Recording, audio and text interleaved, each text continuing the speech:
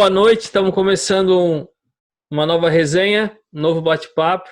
Mais um amigo de que começamos na CBF lá no curso e continuamos aí juntos na mesma lida aí com o esporte, mesmo que longe, acompanhando aí as notícias por Facebook. A gente tem essa oportunidade das redes continuar nos mantendo conectado.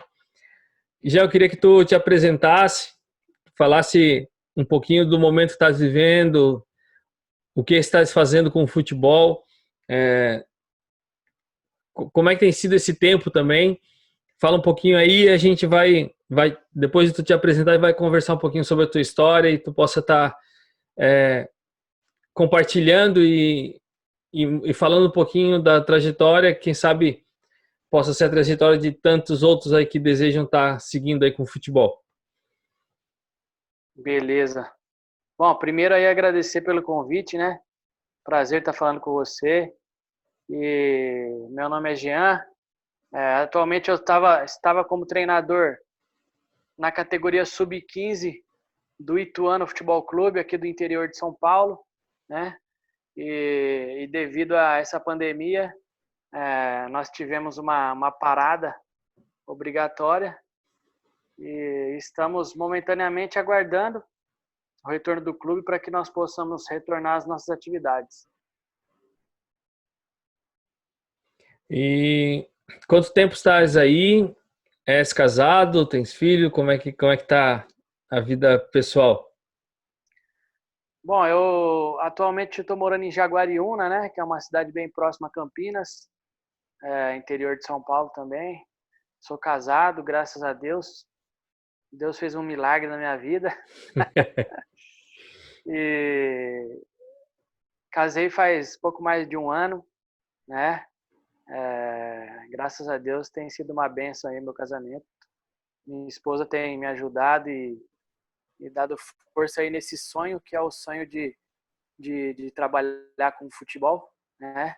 Desde de menino, desde novo, foi o sonho de um dia jogar, e agora, quando eu parei de jogar, fui estudar, fui buscar conhecimento, né? E graças a Deus estou inserido no meio do futebol, que é uma coisa que é um esporte que eu amo, através da parte da área técnica, né? Hoje como treinador, mas também já fui preparador físico e auxiliar técnico. Tu comentou aí do tempo que tu jogou. Com qual idade tu começou a praticar o esporte assim mais de uma forma mais contínua, com treinamentos? E foi através de escolinha de futebol, clubes? Como é que foi esse início? Bom, a prática mesmo, apesar de não ser tão velho, né, tenho 27 anos, mas na minha idade de criança e adolescente, nós começávamos a praticar esporte e brincadeiras de rua muito, muito cedo, né? 5, 6, 7 anos, e aí entrei na minha primeira escolinha, né, e com 13 anos eu fui para o primeiro clube de futebol mesmo, de iniciação esportiva, que era em Águas de Lindóia, no Brasilis Futebol Clube, que é um clube do ex-zagueiro da seleção brasileira, Oscar. Né? Oscar jogou no São Paulo, Ponte Preta, Japão, Estados Unidos, seleção brasileira de 82, que ficou muito famosa, né? Por ser uma seleção que praticava um futebol muito, muito vistoso. E de lá eu tentei seguir uma carreira profissional. No Brasil, eu fiquei até os 15 anos, saí para fazer algumas avaliações em alguns clubes, né? Corinthians, Rio Branco de Americana, Mojimirim, Guarani, e resolvi parar de jogar futebol porque não estava obtendo sucesso, né? Estava tendo oportunidades de avaliações, de testes, porém não estava sendo aprovado, e Deus foi me direcionando para uma outra área e eu consegui fazer uma prova do Enem e ganhar uma bolsa na faculdade de Educação Física, e aí foi onde eu dei início aos meus estudos e é continuar a busca pelo sonho, né? Que era estar trabalhando com, a princípio, o esporte, né? Que eu sempre gostei muito de esporte. Mas, e aí, graças a Deus, Deus me direcionou aí para o futebol, que é o esporte que eu sou apaixonado aí, né? Que amo bastante.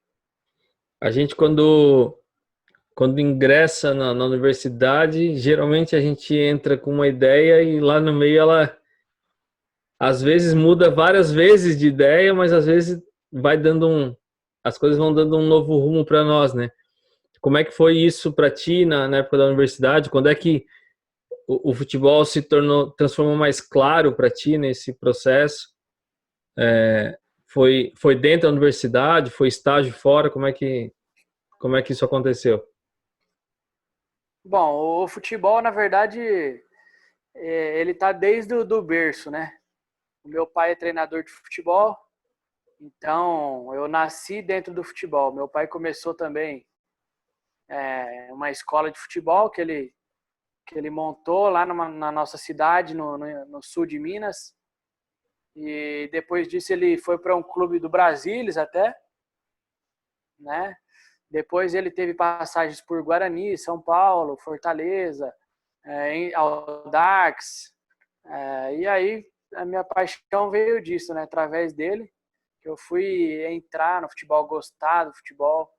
E quando eu comecei a estudar na faculdade, a educação física me abriu um leque de opções bem grande, né? Tanto na parte esportiva, quanto na parte recreacional, né? Quanto na parte de treinamento de musculação, né? Então, assim, a recreação, a educação física ela é muito rica, né? Ginástica laboral, atividade física para a saúde, para terceira idade. Porém, eu tentei fazer estágio em algumas áreas, né, e consegui entrar no futebol, que foi onde eu dei sequência aí. Comentasse do teu pai, tu chegou a trabalhar junto com ele em algum lugar, se auxiliar alguma, ou estão Não. cada um indo pro seu lado? Um pouquinho eu trabalhei. Logo após que eu comecei na parte de comissão técnica, eu fiz estágio no Mojimirim Esporte Clube e depois eu fui efetivado lá como preparador físico, fiquei um ano e pouco. Após isso eu fui pro Brasilis, que meu pai tinha voltado pro Brasilis, né? Aí fiquei um ano como treinador, porém ele era do profissional, ele era treinador profissional e eu era do sub-15, né? E como eu era coordenador da escolinha também, da escola de futebol do Brasilis, que tinha de sub-5, baby foot, que a gente fala, até o sub-15, eu não cheguei a trabalhar diretamente com ele, né? Mas em alguns momentos dos treinos, eu auxiliava ele, buscava estar ali para aprender bastante, né? Eu sempre tive um estágio muito bom dentro de casa, então é uma coisa que eu falo que agregou muito, agrega muito até hoje e fez com que eu aprendesse muito. A gente, homens brasileiros, quando está junto, conversa de várias coisas, mas acaba sempre caindo no futebol. Imagino que com teu pai esse assunto deve ser corriqueiro, né, quando estão juntos. Lá a gente não cai no futebol, né? A gente já Começa. começa nele. Começa e não para, né? Futebol, enquanto a gente conversa é futebol, um pouco sobre o sítio, né? Que meu avô foi criado na roça e tem um sítiozinho lá no sul de Minas, a gente conversa um pouco sobre isso, né? Conversamos também sobre outros assuntos, mas sempre gira e mexe, nós estamos falando do futebol. Em volta da mesa com um cafezinho. Em volta da mesa, com um cafezinho, no Um queijinho de almoço, Minas. um pão de queijo, né? Não pode faltar. Deixa eu te perguntar, assim, eu pouco bato nesse assunto, mas tu comentou algo que eu acho interessante, que tu falou da gama de de informações que a gente tem dentro da Universidade de Educação Física, né? Eu, particularmente, gosto de usar alguma coisa de outros esportes, às vezes nos treinos, para principalmente lá na Ásia, que a gente tem pouca brincadeiras de rua, então a coisa no futebol fica muito mecânica. Então, tentar desenvolver outras áreas com eles também. O que tu acha disso? Tu aproveita algumas coisas? Eu não digo só questão prática, né? Mas de conhecimento daquilo que tu adquiriu na universidade pro futebol. Eu busco, né, conhecer vários contextos e tentar inserir aquilo que agrega, né? O atleta, como eu trabalho na categoria de base, quando ele chega para nós, ele chega com um histórico psicomotor, né? Ele chega com uma qualidade de coordenação, né? Com uma qualidade de criatividade, né? Então ele chega com esse histórico e a gente começa a pesquisar e a perguntar para o atleta, pô, da onde você vem? O que você praticava? Né?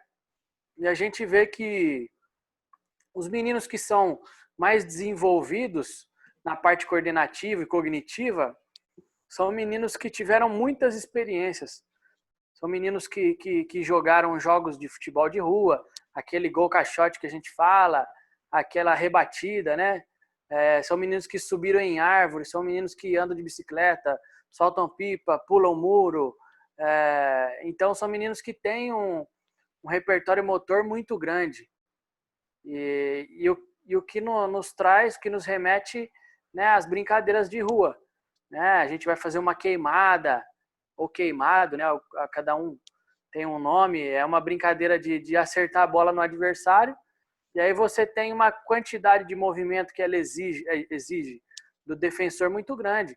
Uma hora ele salta frontal, outra hora diagonal, outra hora ele deita no chão, ele gira, e esse tipo de brincadeira, pique-bandeira, que tem que roubar uma bandeira do adversário e trazer para o seu campo, então vai fazer com que a criança tenha muita mudança de direção, né? Então, assim, são coisas que a gente aproveita muito, né? E falando especificamente do esporte, o futebol acho que bebe da fonte muito grande do futsal, né? O futsal ele tá a todo momento ali gerando confronto, todo momento o atleta tá atacando, tá defendendo, né? E eu também busco algumas coisas de outros esportes, né? A nível do handball, a gente pode usar alguma tática ofensiva, né, movimentações. Basquete, se a gente for buscar um pouquinho lá atrás, nós vamos achar o triângulo ofensivo, né, que o treinador, na época do Chicago Bulls, isso nos anos 90, desenvolveu. Então, e assim a gente vai conseguindo transferir algumas coisas para o treinamento, né? E algumas coisas até para o jogo. Eu acho muito importante.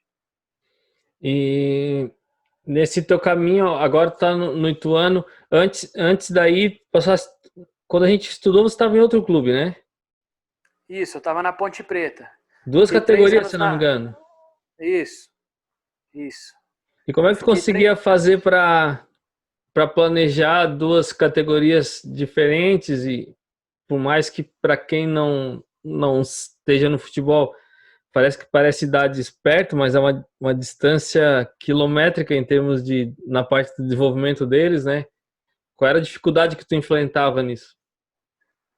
Na verdade, assim, são objetivos diferentes, né? E a questão mais complexa é adaptar estímulos para categoria específica. Eu trabalhei um pouco com o sub-17 e sub-14, né? Então são duas categorias bem diferentes. E depois eu trabalhei com o sub-14 e sub-15 ao mesmo tempo, né? Então de manhã era uma categoria, de tarde a outra. Então assim, você tinha que virar a chavinha muito rápido. De manhã você ia com pensamento, ia com planejamento, com conteúdo e aplicava. E depois à tarde era outro conteúdo, né, para outro grau de dificuldade, de entendimento, né, de aprendizagem. Então, se a gente pegar, vou te dar o exemplo que eu tive, eu peguei a categoria sub-14 e sub-15 da Ponte Preta ano passado. Os sub-14 eram meninos que estavam no seu primeiro ano de clube. Então, vinham de escolas de futebol. Então, o cuidado com a carga de treino tem que ser grande, né? E a nível cognitivo é bem diferente daqueles meninos de sub-15 que, além deles já estarem no clube com 14 anos, já terem 2 anos de clube, nessa geração a Ponte Preta teve sub-11 e sub-13, nessa geração deles. Então eles tiveram uma carga de treinamento desde do sub-11, 12, 13, 14, e na hora que chegaram no 15, o nível de informações que você passava, o nível de desenvolvimento deles, técnico, tático, já era bem avançado ao do 14, né? Então, nós temos que adaptar muito rápido o tipo de cobrança, porque de manhã é uma coisa, de tarde é outra. Até o tempo que você parava para explicar era bem menor, porque o atendimento deles era muito mais rápido. Exatamente. E às vezes você acaba esquecendo em algum momento que você mudou de categoria e você cobra uma coisa que daqui a pouco você vai lembrar, nossa, o menino acabou de entrar aqui, né? Tá entrando agora no clube e como é a janela de entrada, que é o sub-14, nós temos uma lei no Brasil, né, que o menino só aloja com 14 anos. Então tem meninos que fazem aniversário em junho, então eles já perdem 6 meses de treino.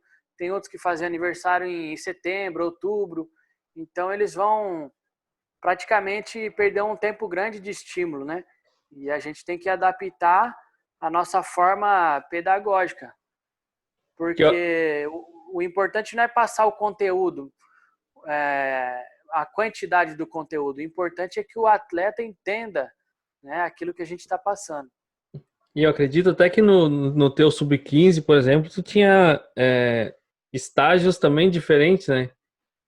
Porque a fase de cada um também a fase de cada um não segue o mesmo ritmo. E experiência, né? Cada um vem de uma experiência. Tem meninos que, se você pegar um menino que aqui em São Paulo, nós temos realidade de campeonato paulista, sub-11 e sub-13, né?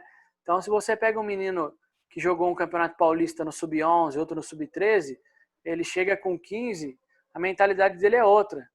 Se você pega um menino que vem direto de uma escola com 15 anos, então é outro estímulo.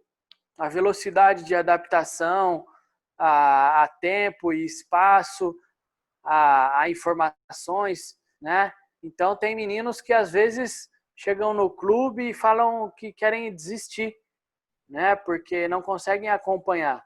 Nem lidar com a pressão, né? Nem lidar com a pressão. E aí nós temos que ter paciência, né? Como educadores, antes de tudo, eu acho que nós temos que entender o ser humano primeiro, para depois o atleta.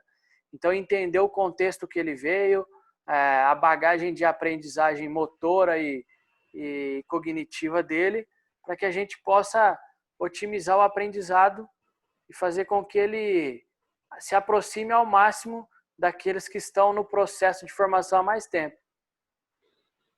Deixa eu te perguntar, nessa experiência que tu já teve nesse tempo que você tem de caminhada, provavelmente alguns atletas teus já têm idade hoje de profissional, já de adulto.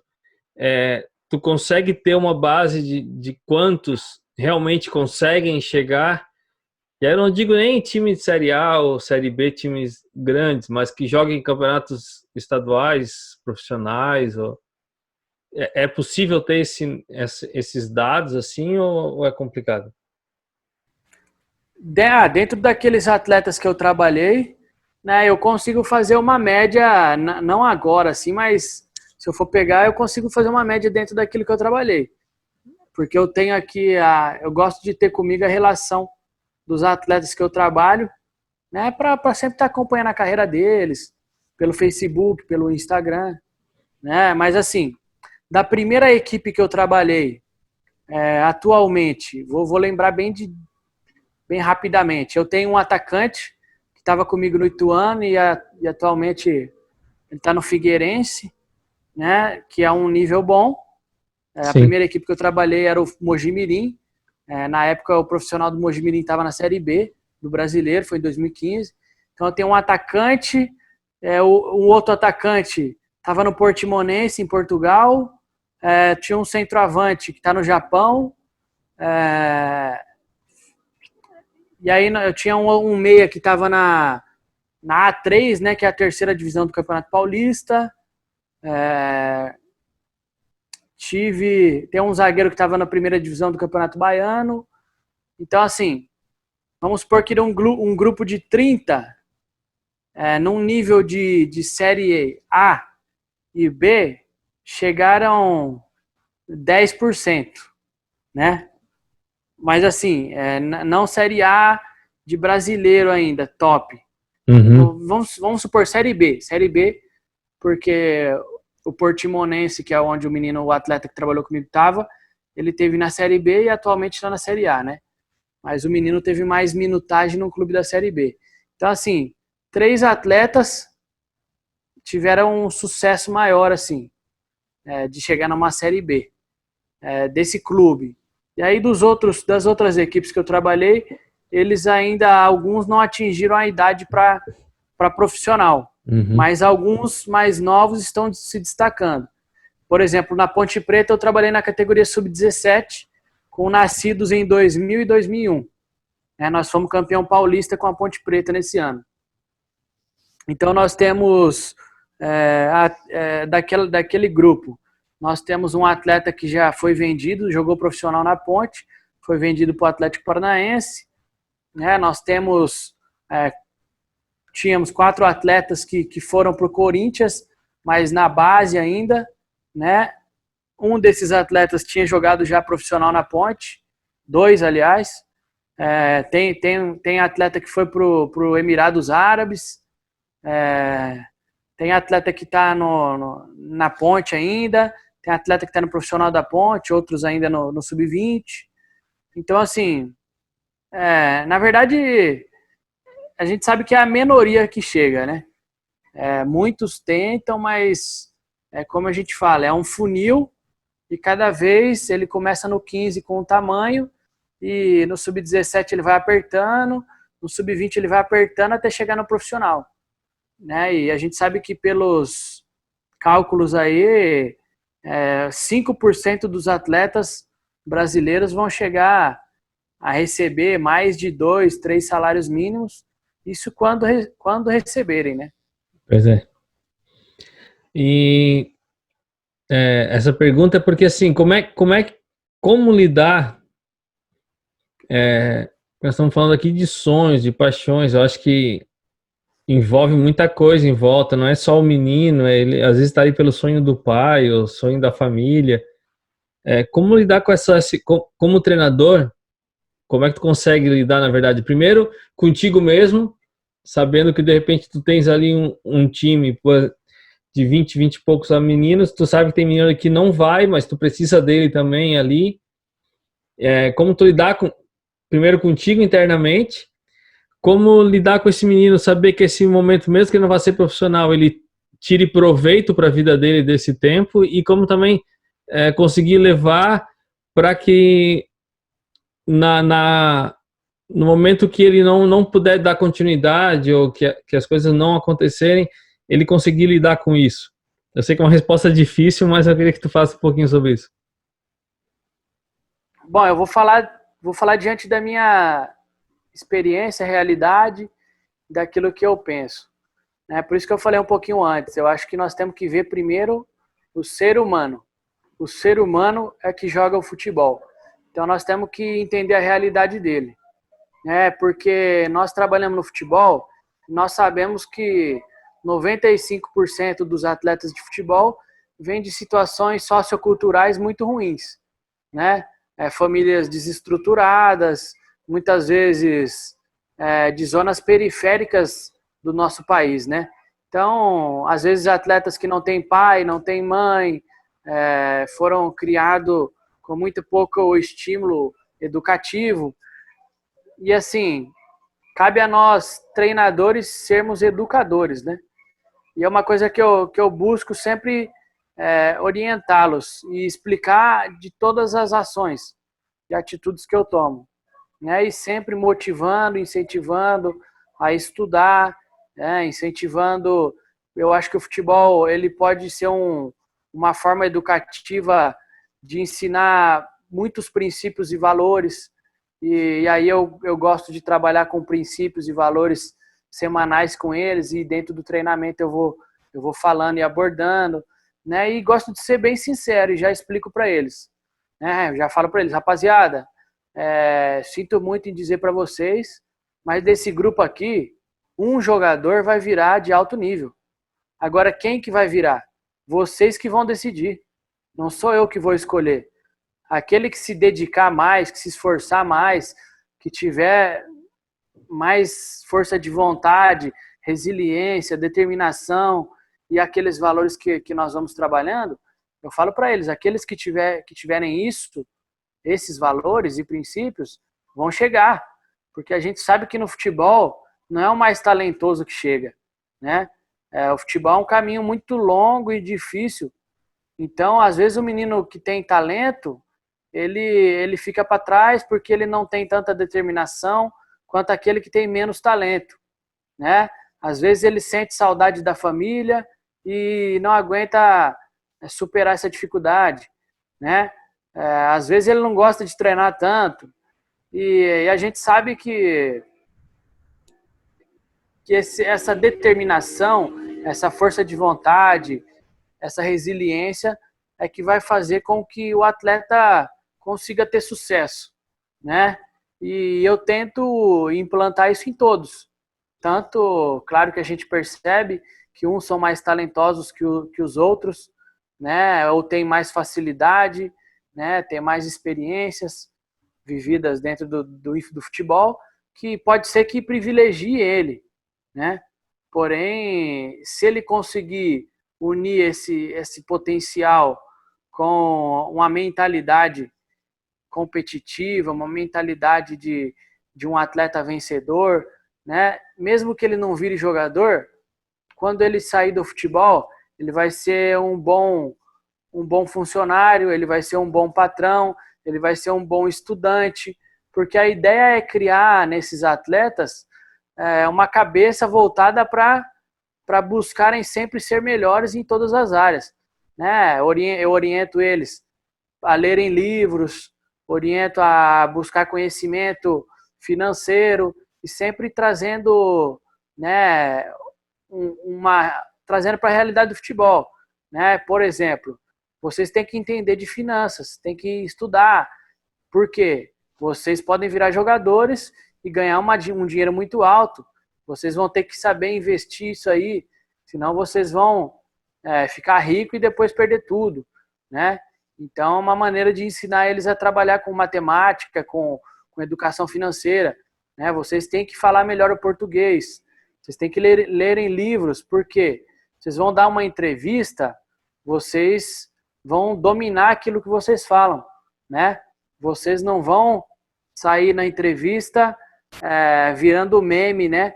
Porque falaram alguma coisa errada, né? Errar é normal, só que se vocês buscarem desde meninos de 14, 15 anos até o sucesso de vocês, até chegar no profissional, vocês estarão preparados, né, para todas as situações.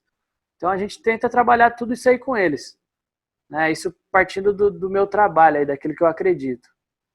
E tu falou que a partir dos 14 anos já concentra. A maioria nesses times que tu estava já participavam dessa rotina de concentração dentro do clube? Como é que... A partir dos 14 anos, eles já eram alojados, né? Então, eles tinham acompanhamento, pelo menos nos clubes que eu trabalhei até hoje, né, com essa idade, eles tinham acompanhamento de assistente social, pedagoga, psicóloga, então nutricionista, então facilita bastante, né? Estrutura boa. Eu trabalhei na Ponte, no Brasilis e atualmente no Ituano. Então são 3 clubes com estruturas muito boas, de alojamento, alimentação, de assistência fora de campo. Então auxilia bastante, né? Claro que não é fácil. Eu peguei atleta aqui em São Paulo, de Rondônia, né? Do Maranhão, do Pernambuco, do Rio Grande do Sul.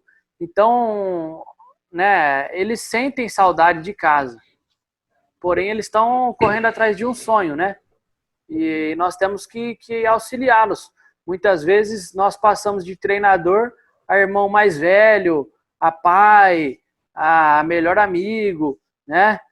Porque eles estão longe da família.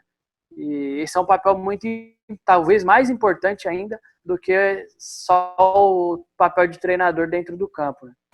Pois eu ia te perguntar, porque como fazer essa relação com família também, né? Porque tão distante, o clube, enquanto esses pedagogos, psicólogos, eles têm algum trabalho que fazem junto com a família também, ou isso ainda não fica mais restrito ao atleta? Então, o trabalho com a pedagogia, ela tem a ver mais a dar suporte escolar, né? O trabalho da assistente social, ela vai fazer uma intermediação entre a escola e a família e o atleta, falando sobre comportamento, né, dando feedback para os pais, sobre notas também, né? Então a pedagoga, ela vai lidar com o atleta dentro do clube, trabalhando os conteúdos da escola. A assistente social vai intermediar uma conversa escola, pais e atleta. E a psicóloga vai trabalhar em todos os aspectos que o atleta tem a se desenvolver, comportamental ou na questão de mentalidade dele dentro do jogo. Se ele tem medo, ou se falta coragem, né, ou se falta persistência e vários outros aspectos, né? Então, acredito que pela distância, a assistente social ela consegue fazer um meio de campo ali muito positivo, né? Dando feedback para os pais e nós também trabalhando sempre com sinceridade, né? Porque muitas vezes o atleta esconde dos pais uma realidade que acontece no clube. Ele tira uma nota ruim, ele esconde, ele fez alguma coisa errada, ele não fala, né? Então, cabe a nós conversarmos com o atleta e com os pais para que os pais possam ter estar dentro de todos os assuntos que são pertinentes ao atleta e também nos ajudarem a resolverem todos os problemas, até dentro do campo, né? Às vezes Sim. O atleta está infeliz, o pai com a mãe brigou, o pai com a mãe está separando, aí o atleta para de render. E às vezes o atleta não tem tanta confiança naquele momento para falar sobre isso com o treinador. Então ele vai, a assistente social liga para os pais, pergunta o que está acontecendo, né? O atleta fala com a psicóloga, e aí nós temos um feedback, né? Ou esse atleta X está passando por um momento difícil, os pais estão se separando, ou situações que já aconteceram. A avó faleceu, o avô faleceu, era muito apegado ao avô e à avó, então ele está no momento que precisa de mais paciência e compreensão. E aí a gente vai adaptando esse tipo de conversa aí. Para a gente encerrar, eu quero tocar em 2 assuntos, então. O primeiro, eu queria que tu falasse um pouquinho, tu comentou da psicóloga, pedagoga, da assistente social, e dentro da equipe que trabalha contigo, especificamente no campo, a tua comissão técnica, no Ituano e nos clubes que tu passou, como é que é formada essa equipe técnica tua?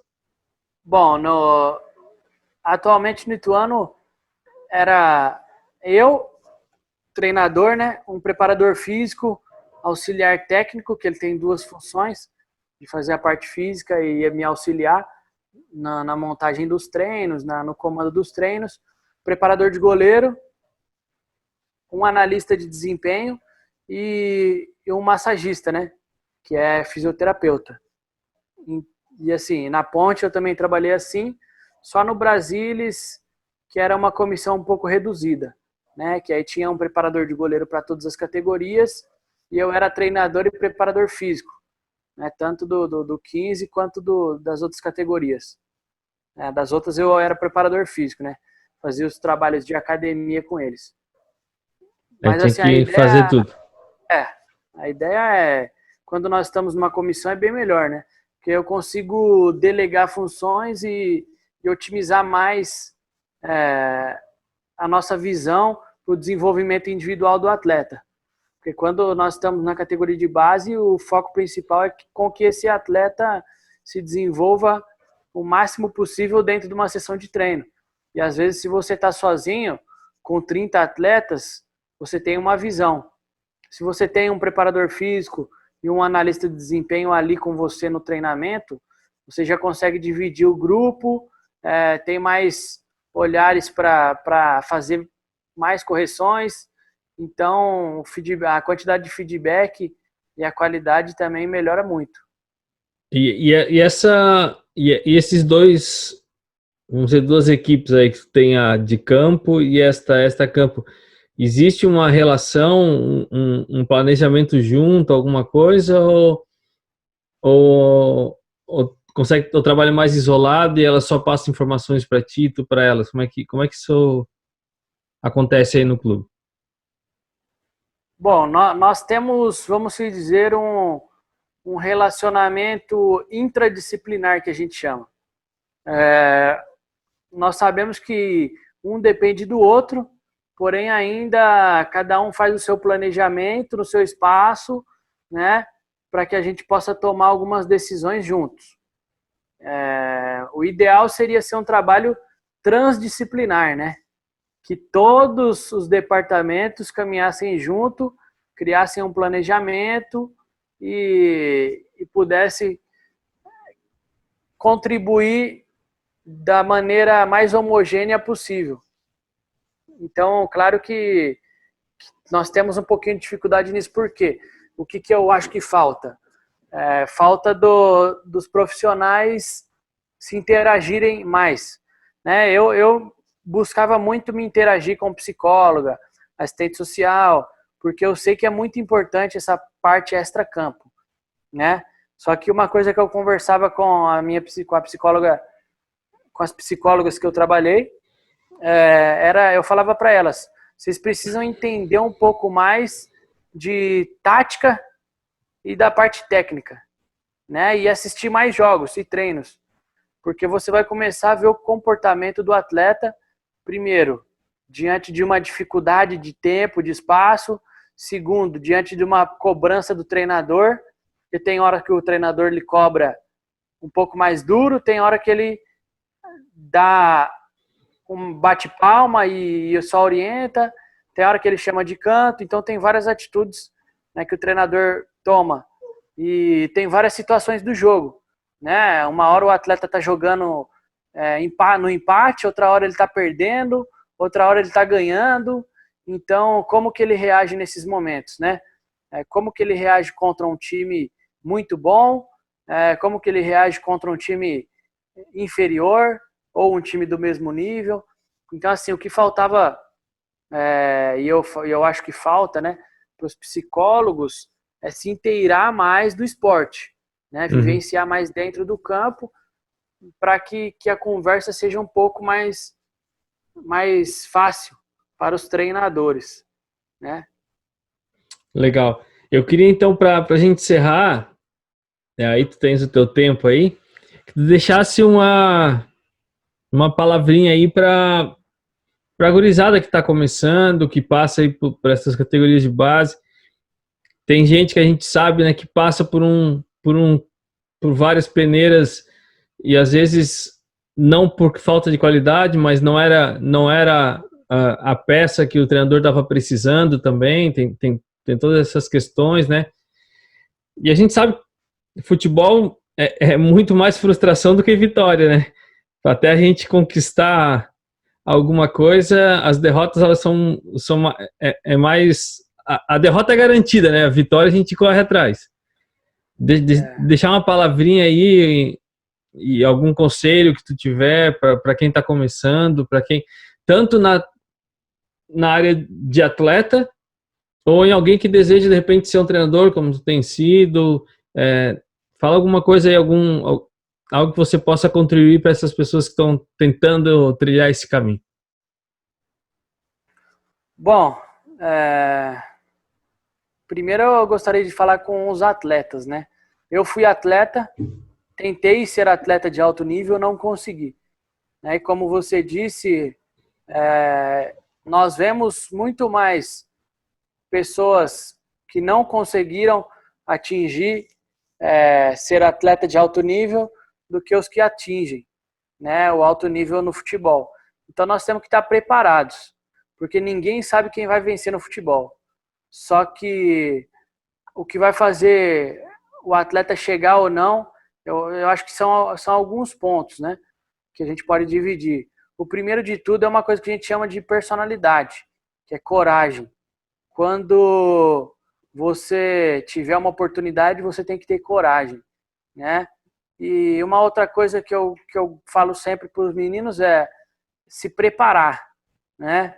É melhor nós estarmos preparados e a oportunidade não aparecer, né, do que deixarmos de nos preparar e aí a oportunidade aparece e a gente não aproveita.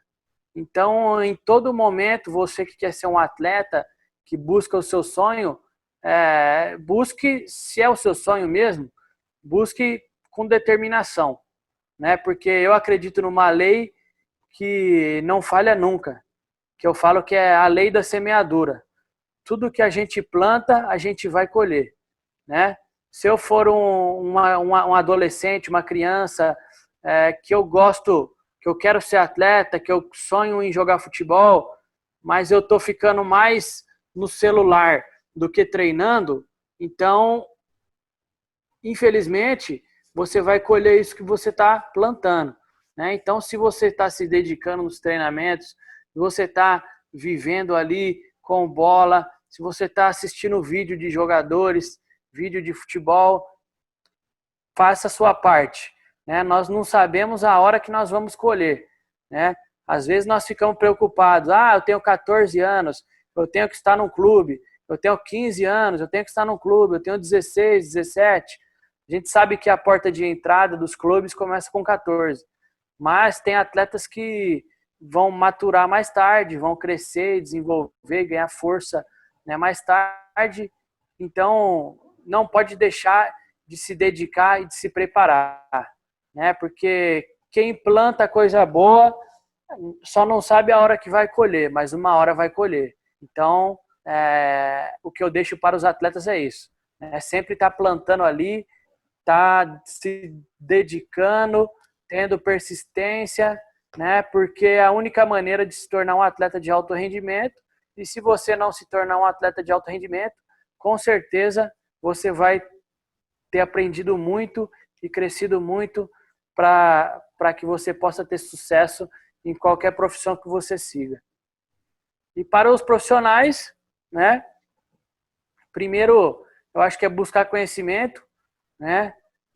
Estudar, fazer network, que é muito importante, você manter contato com as pessoas que estão no meio do futebol, nunca ter vergonha, porque a timidez, para mim, é o pior defeito de todos. Então, ir atrás, tem dúvida, pergunta. Hoje nós estamos na era das redes sociais. Você pode ser o treinador de uma escolinha, mas você tem o acesso ao treinador do Corinthians com uma facilidade enorme. Então, entra nas redes sociais dele, busca ver os treinamentos dele, tenha um pouco de cara de pau e chama ele no particular, faz uma pergunta, claro que, né, uma pergunta pertinente, né? Busque seus amigos próximos da área já. Quando eu comecei no futebol, a trabalhar com futebol, na faculdade, eu comecei a buscar profissionais da área, né, que tinham trabalhado comigo, com meu pai, e comecei a perguntar, né, como é que funciona isso? Por que é assim? né? Por que o treino de força é assim? Por que o de resistência é assim? Né? Quando que a gente trabalha? Como que a gente faz um planejamento? E através disso eu fui evoluindo, né? Então, buscar conhecimento, fazer network, não ter timidez, né? Também ter coragem, que é principal, e também buscar o seu sonho com força, com dedicação, que nada é impossível, né? Então, acredito que, claro que nós traçamos alguns planos, né? E Deus é que vai dando a certeza.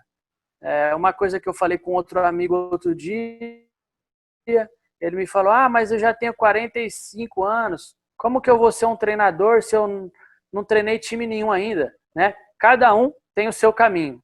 Uns vão começar com 25, outros com 22, outros com 30, outros com 37. Uns vão trabalhar igual eu, na Ponte, no Ituano, outros vão trabalhar no Corinthians, né? Outros vão trabalhar no América Mineiro, outros vão trabalhar no São José, que você falou, no Rio Grande do Sul, e cada um tem o seu caminho, né? O importante que eu mais tento levar para mim em todos os clubes que eu trabalho é deixar um legado, né? Porque bons profissionais nós temos muitos no futebol brasileiro. Só que o importante é deixar um legado para os atletas, é deixar um legado de caráter, de honestidade, né? De tentar ser o mais justo possível e de fazer a diferença tratando esse atleta primeiro como um ser humano, né? Para que um dia ele possa te mandar uma mensagem agradecendo, mesmo que ele não vire jogador, mas agradecendo pela pessoa que ele se tornou, mesmo que você contribua com 1% na carreira e na vida desse atleta. Esse é o meu legado aí, que eu busco deixar, e acredito que é o que me faz feliz e é o que dá sentido ao meu trabalho, né? Então, é isso aí. Isso aí, obrigado por estar compartilhando um pouco aí. Eu já falei com o Danilo que a gente tem que marcar um dia uns 4, 5 aí pra gente fazer junto isso e ficar trocando ideias sobre futebol, e tem tanta coisa boa para compartilhar. Aproveitar esse tempo que estamos mais parados em casa, né?